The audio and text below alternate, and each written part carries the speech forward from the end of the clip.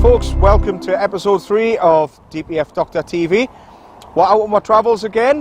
Today we're in beautiful North Yorkshire. So as we've been doing up to now, we're just going to give you an update, a weekly roundup of what's been going on with the DPF Doctor network. So great edition this week again. We've been over in Ulverston. Great setup, great guys, cracking professional workshop over there at Athersmith Motor Services. So make sure you look up the guys there, AMS in Ulverston. One thing we've been trying to do is give some useful information to people about DPF problems and how to look after the DPF, etc. So we thought we'll stop here. We're near Skipton. We're in beautiful countryside, as you can see behind us, and I thought we'd use this as an example.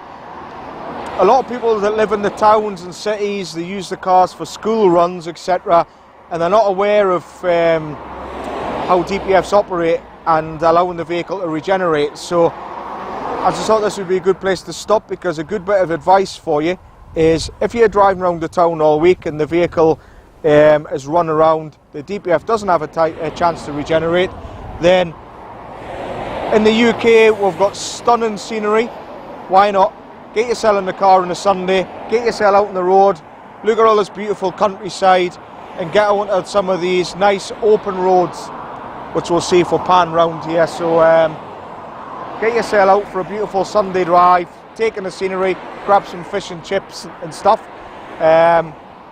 Things to remember when you're going out for a drive: if you want your vehicle, the DPF, to regenerate successfully, make sure you got over a quarter of a tank of fuel, drive the car nice and steady, 60, 65 miles an hour, 60 miles an hour on a single track road, obviously on a sort of single carriageway rather, not a single track, and allow the vehicle to regenerate. So doing that once a week, you get to take in the nice beautiful countryside, allow the car to do a regen and get much less DPF problems. So hopefully you find that helpful.